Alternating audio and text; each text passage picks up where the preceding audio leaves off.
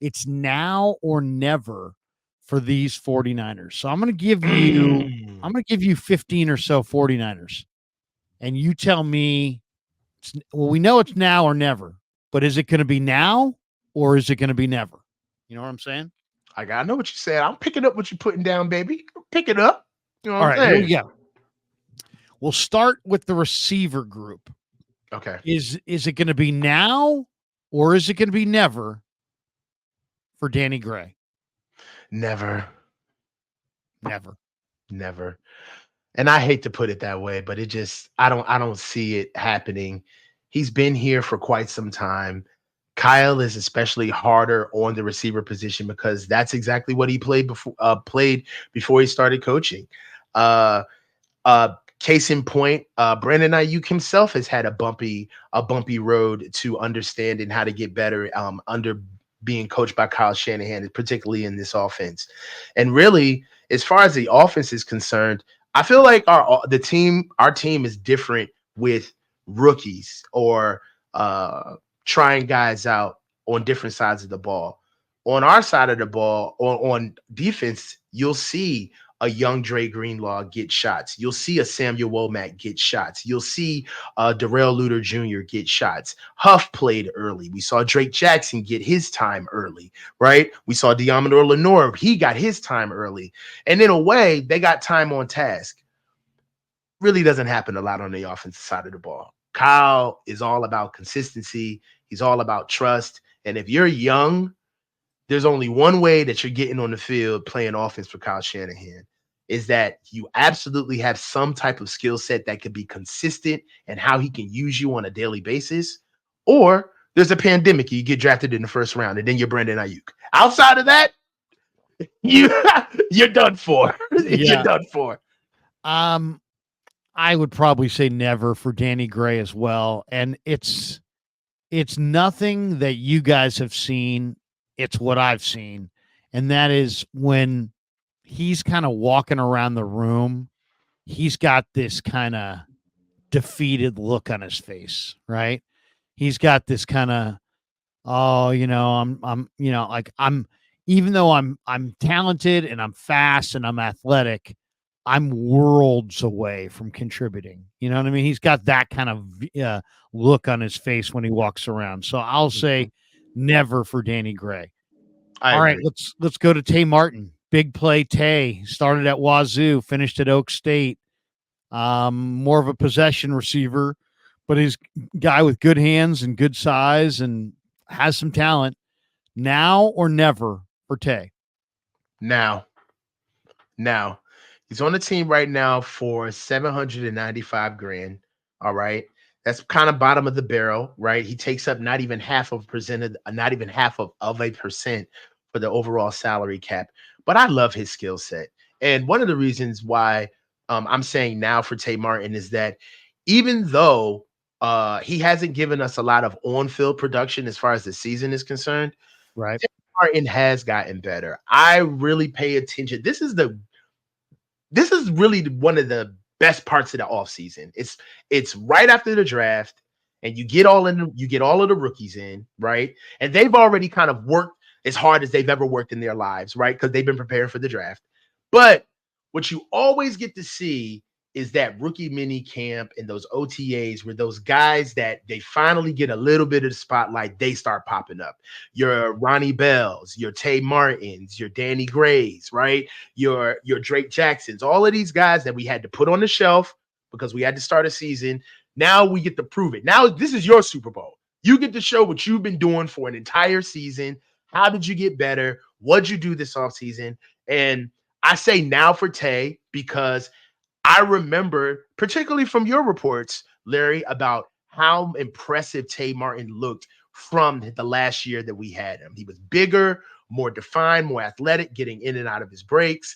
And if he packs on more of what he did, I really do see him as somebody that can help us. And then also skill set.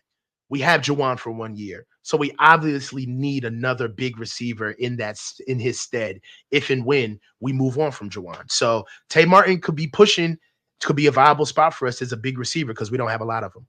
I always say that the receiver position is a complementary position. And because you got to have one guy that can run the shallow, one guy who can run the crossers, one guy who can run the deep routes, you got to have guys that play off one another. If you have five good, possession receivers, you're no good. If you got five guys who run 4-2, you're probably no good also. So you got to have some complementary receivers. And that being said, you got Debo and you got JJ, and you have some intermediate guys who can move, kind of be the possession guy and kind of move the football. So normally I would say never, but there's something about Tay that says, you know what, the skill set's really good. They haven't really found that game or that preseason game even to kind of show what he's got. I think when he does, he's gonna open some eyes. So I'll say now. I'll say now for Tay Martin. Let's go on to Ronnie Bell. What's Ronnie Bell? Is Ronnie Bell a now or a never? It's hard to say because It at is. times he showed really high He's level so ability, but then yeah. at times he shows that physically you can easily separate him from the football with any kind of a timely hit. His hands have not been that consistent. Some of his decision making on special teams as a return man, make you kind of scratch your head. I'm not sure what to Uh, say. Me neither. And ditto for literally everything you said. And that's why I'm having a hard time giving you um, what I would say right now. He was a pick. I'd say now. I'd say now. You He's can shown. go, you could go with neither if you want. You could go with never, it's not now, it's not never, but it's neither of those two, which that could be him. I would say I don't it's know. neither. I mean, right now, I already see Ronnie Bell fighting for a spot to be on this team before we even draft anybody right now. And there's a lot of good receivers that fit his skill set in the draft that are actually better than him that we can get later in the draft. Um, my biggest thing with Ronnie Bell is that you can say that he has shown upside, but the problem is that being at his level on our team, meaning like a younger guy around a lot of veterans, he's gotten all the opportunities that you're really gonna see in a game, right? He's gonna return, he's gonna take back punts, he's gonna be a gunner, right? And what I've seen is that he just can't show consistency protecting the ball. And what's sneaky about Ronnie Bell is that he's going to look really good in preseason because he's a gamer, right? And he's going to play hard and he's going to make plays. But you know, I'm gonna say neither right now. I wouldn't say anything about I'll it. say, it's tough because you don't get endless chances in the NFL. Because that's just it. Um, I liked what I saw last year. I'll project some growth. I'll say now. I'll say now, but I don't feel tremendously confident because, as you said, it's a deep receiver draft. There's all kinds of guys out there that have bigger bodies, faster wheels, and can do a lot of the same things Danny can do or Ronnie can do. So hopefully Ronnie steps it up. All right, let's jump to the O line. Nick Zakel. Hmm. Is it now or is it never for Brock Purdy's roommate? Never, Never. never. I He mean, was going to get cut. it was good in it was a good concept. I understand what they saw in Nick Zakel, but hey, man, the league is not for long. And there are other linemen that are in the same ilk of Nick Zakel where we got him from that is an upside. And really, I think that this draft is just open season on all linemen like Nick Zakel, guys that have the body, they have the untaught God given ability, and they're working with you to try to get technique because of who you are as just an athlete. But this year in this year's draft, our entire offensive line can get revamped. And I'm not talking about day one picks. We could revamp our entire O line from from center over and the entire back and in the entire reserves of our offensive line, we could do that on day 2 and day 3 of this draft if we really wanted to. So guys like Nick Zakelj, they're on notice. You know, they're like the Matt Pryors of the world, the Nick Zakels, they're on notice. I agree. It's one of those things where the Niners could easily say, you know what, the 2024 NFL draft is about our line. And then Brendel and Burford and Feliciano and McKivitz, these guys could be the backups potentially. And then if those guys are the backups, that means the actual backups are probably on the practice squad or cut. So I would say Zakelj, even though I like him, I think he's smart. I think he's tough. I think he could be a replacement for Brendel at center. He may even be an upgrade on Brendel. But I would say never for him. How about Jaylen Moore? Never. It's time. It's time. We gave these guys a lot of reps. We're giving these guys a lot of time. The life of a backup offensive lineman is to always be ready and to be pushing to get on the field, really. Offensive line is a position where you either know you have one or you don't, right? And you can't really work an offensive lineman into being a starter. And some of these guys, they are what they are. They're NFL linemen, but they're backups on a team that doesn't prioritize O-line. So that should let you know where their true skill set is in the open market is really. And I'm banging the table for it, man. This draft, we could really solve the offensive line question and the problem, and we could do it at the same level of money that we're doing it now. That's what's advantageous about this. So I'm going to say never on Matt Pryor. There's no question that there's a lot of good linemen in this draft. I would say I counted about 30 good linemen in this draft, and you're absolutely right. You know, the Niners could go and replace a lot of their veteran linemen with rookie linemen and do this thing so much more cost effectively than they do right now. Yeah, like round 6, round 5. There's guys out there, undrafted guys. Sorry, Larry. Spencer Burford. Now or never for Spencer Burford. Now for Burford. It's got to be now. Yeah, he didn't finish the whole season. We really didn't. We really haven't seen you finish an entire season. You got better from last year, much better from last year. But even the level of play that you gave us this year, it's just not consistent and it's not enough. The blunders are huge. When you make mistakes, you make big ones. All right.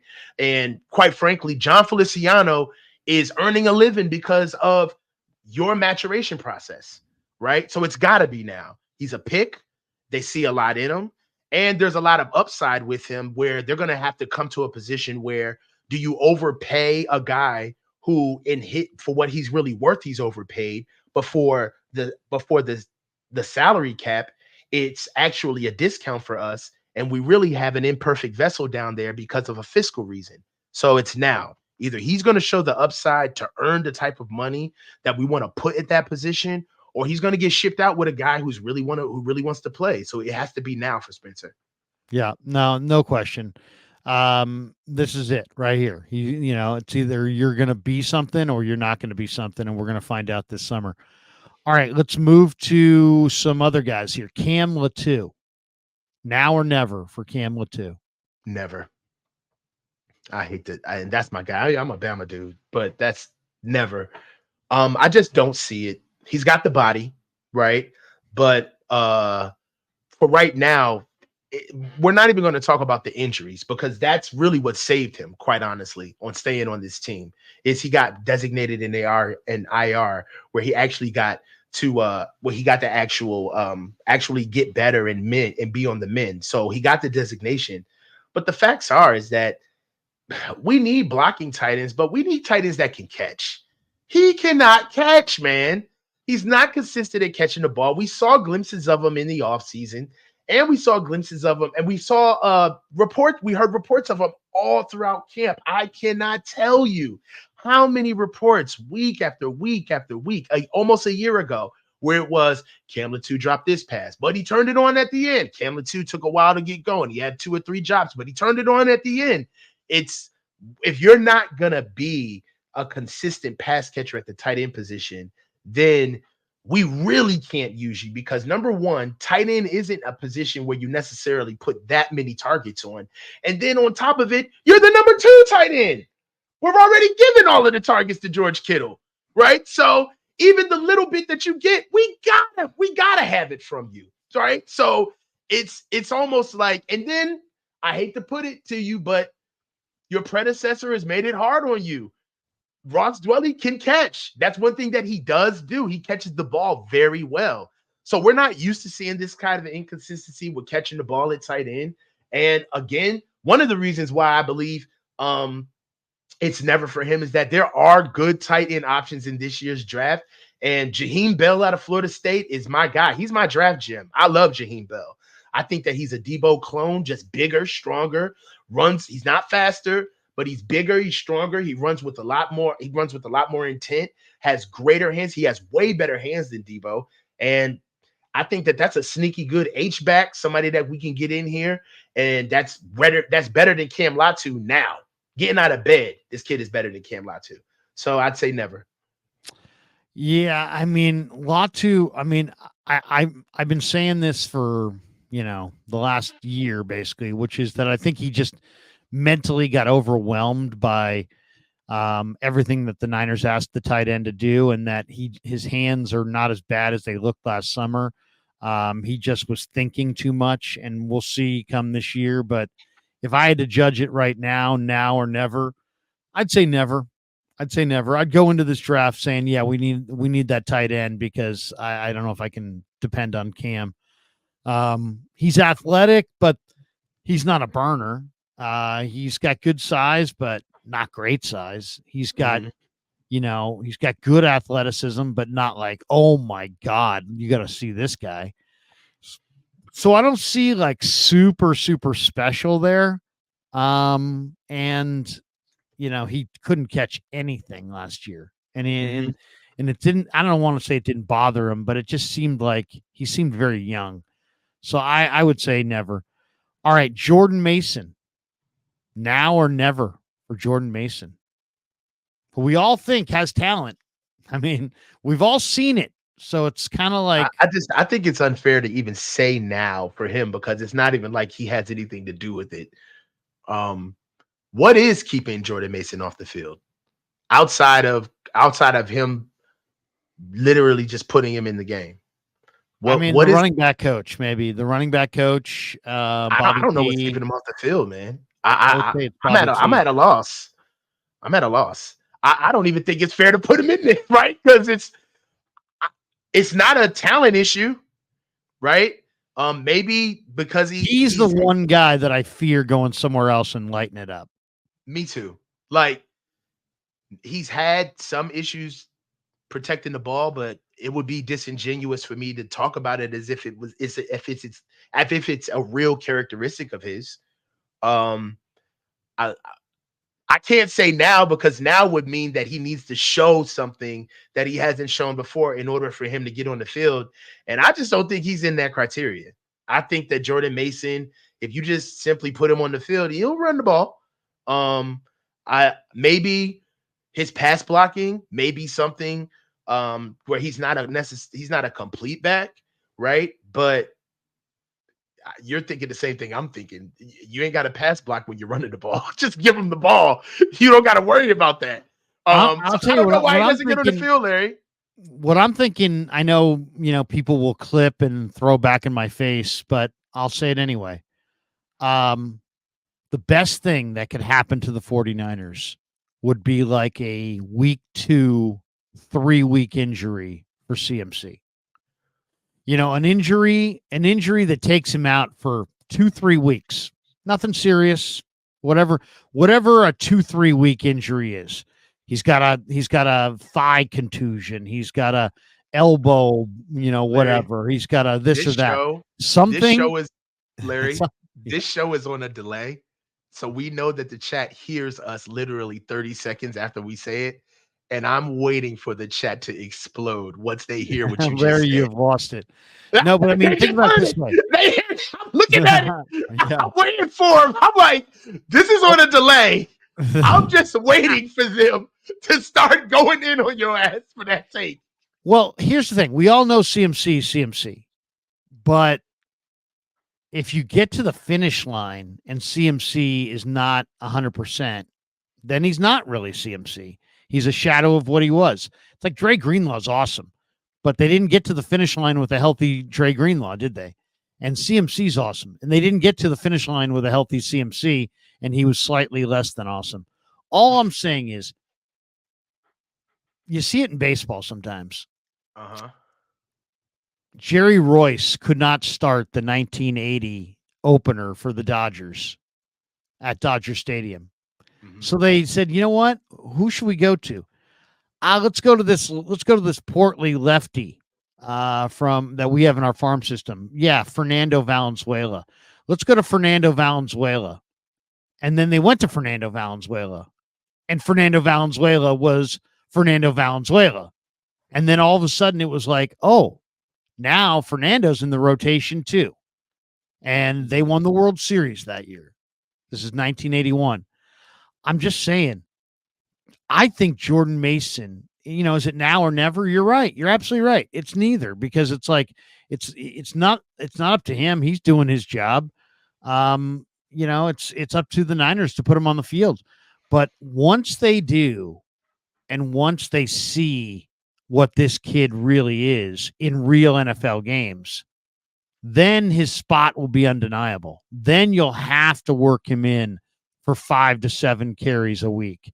And to me, if you want to say what is the best scenario with the Niner running backs, it's that that somehow Mason fulfills his potential and he gets into a game early in the year, and then he shows that, man, this guy can really do it. And then they carve out 5 to 7 carries for him every game. To me, that's the best scenario. Better than CMC and they win. And then CMC, by the time you get to the wild card game or the playoff games or whatever, has got 3 different maladies. And JP Mason is so raw because he hasn't played all year and he can't be trusted. And you just don't use him. You got to find a way to use your roster, the entire roster, especially at running back. I agree. For me, it's really an approach more or less than it is what the player can do. Uh, we were the better team in the Super Bowl, but there were so many players that were on the sideline who didn't get a chance to prove that. And when you're at third and four, and you're going 5 wide, that's who our team is, right? That's who our team is. Third and 4, 5 wide with the leading rusher in the NFL in the slot. And that's what Kyle is saying. Throw the ball to our running back. And Jordan Mason is on the sidelines during that play, right? That's 2 down territory right there. And I mean, I wouldn't go as far as to make a dubious plot like you, where Christian McCaffrey has to go ahead and take a little bit of a siesta for 3 games. But I do understand the spirit of what you're trying to say, and that is that you've pretty much thrown away the possibility that we're going to use the entire backfield in situations of the game, and you basically resorted to the fact that the only way that Jordan Mason would get on the field would be an injury, right? So I I don't tend to disagree with that, but what I will say is that it holds our team back, that we don't put enough stress on defenses to have to deal with our entire backfield. And having Elijah Mitchell and Jordan Mason on the sidelines during one of the most important games of the year, and we can't run the ball when we need to, it leaves much to be desired. So that much I do see. No, I believe in this kid. You do too. And many, many, many, many Niner fans do too. And we've been told how special he is, and we don't get a chance to see him. And so I would say it is absolutely now for Jordan Mason, and I'm going to demand it be now. I mean, I think that the Niners, if you really wanted to say, okay, let's talk about this for 30 seconds, Coach. What is getting Brock Purdy's not as good as Mahomes? Can we all agree that Brock Purdy is not Mahomes. Mhm. So if the Niners are going to fucking beat the Chiefs and win the Super Bowl, guess what they're going to need? They're going to need an overwhelming run game that the other team cannot stop. And they need Brock Purdy just to make 5, 6, 7 throws a game, and he'll make them. That's how they're going to beat the Chiefs. That's how they're going to beat the Ravens. That's how they're going to climb to the top. They're not going to climb to the top by being the better version of Kansas City. No, you're going to have to run the hell out of the football. So that should be the game plan. Run the hell out of the football. So what does that mean in the draft? That means draft a bevy of offensive linemen that you think are difference makers. Move out Brendel and Feliciano and McKivitz over time. Put those guys in the lineup. Get another runner to go with the runners you got, and diversify and run some more, and really be the dominant running attack in the sport. I think that's how you win the Super Bowl. The Niner defense is no longer the 19 defense. They're not that special. It's not that good of a D. Are they good? Yeah, they're pretty good. Are they great? No, they're not great. It's not an all-time defense. It's Nick Bosa and this and that. Screw that. It's not an all-time defense. Not. Say that over and over to yourselves. You don't have an all-time defense. So what do you need to do? You need to play complementary football, protect your defense, and run the shit out of the ball. Robert Beal Jr., now or never? Now. I think it's and I think it's I don't know. He's another guy that I feel like should he be in this criteria? Maybe because of where our defensive line is, they need him now, right? But for where he got drafted, and honestly, you know why Arkansas loves Mississippi, right? Is because as long as Mississippi exists, then they're not the shittiest state in America. So in some aspects, Drake Jackson is Robert Bill's Mississippi, right? So it's like, hey man, you can't get rid of me, and you drafted this guy over here, and he barely can get it done. So in a way, I feel like Drake Jackson is more of a bigger conversation than Robert Bill, but in a way, I do feel like it's a little too soon for Robert Bill. I'd be looking to see what he can do this year. He did get some playing time this year, and he looked okay, but they drafted him as a project. Drake Jackson actually came in here with supposed upside, so it is what it is. So you're saying now for Beal? I would agree. I think Beal's coming on. How about Drake? Never. Really? We saw it. We see. That's my guy. I got to believe in Drake. I'm over it. I mean, one of the biggest things. Why can't he get it done? Well, I can't be disingenuous. He did have a very rocky college career. He switched positions multiple times from being a 3-4 DN to a 4-3 to a 4-3 DN. He stood up and was at linebacker sometimes, and they really bastardized his skill set at USC because he does have a lot of upside. He does have a lot of flexibility and speed and twitch at his size. He's remarkable. He has remarkable change of direction, but just some of the things that Drake has had to tack onto his skill set while he's been in the league, they leave a little bit much to be desired. He's not a naturally strong player. And playing offensive line, I'm not talking about weight room strong, but core strength, hand strength, being able to just move a body with your body. And Drake struggles with men who have strength. And in my opinion, once he gets out in the open field, if you get him chasing, if he's out there trying to run down the line and not get sucked in, pause, on a boot from quarterbacks, he could change directions in open field. He does all of that stuff great. But I'm saying never in the guys that I want the strongest unit of our team to be the most scrutinized unit of our team. And if Drake Jackson was a linebacker with his production, if Drake Jackson was a corner with his production, I might say now, right? Because these are positions where we have better guys at the position, and we actually can, have room for him to mature and kind of ease into where we need him. But we got to have some type of tip of the spear, and it's the D line. And because of that, you can't be here for this long and still be trying to be a contributor, not a starter, but just a contributor. I'd say never. Reluctantly, though. Yeah, Yeah. I mean, I have a hard time on this one because I like the guy and I do believe in the talent. I just think that he hasn't been strong enough. And then he's had injuries. So this year, instead of kind of the bulk strength, I'd like to see a little bit more of a ripped. This guy's like got light body weight and great muscle mass for the body weight. He seems to always be a little pumped up as far as like the first year he looked too small. The second year he looked a little pumped up, but not really ripped. Yeah, This water year, weight, like bloated. this year I need to see him, pound for pound, strong, technique sound, and just absolutely winning consistently. And I think it's in there. So I'm going to say now. I'm Mhm. going to say now Okay. for Drake.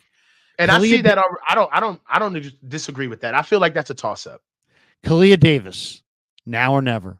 Never. Yeah, I kind of think Never. never. I kind of Same think never. reasons. I mean, if just take the conversation that we have with Drake Jackson and add a year to it and then have the same conversation. That's how I feel about Kalia Davis now. He's been here longer. And as a matter of fact, he came in off of an injury. We gave him the time to get better, but at the same time, and I hate to say it this way, but why Kalia Davis was mending his injuries, Javon Kinlaw had multiple injuries and still found his way to the field. And actually gave us production. It was a good idea, but the reason why good teams stay good teams is because they cut the fat. And at this stage, I don't see him as a consistent contributor with an upside. Right? We've at one point, Kalia Davis getting on the field was okay. Let's see what he can do. Now he's been here long enough where it's all right. Let's see what he's supposed to do, and we just haven't bridged that gap, in my opinion. So I'd say never.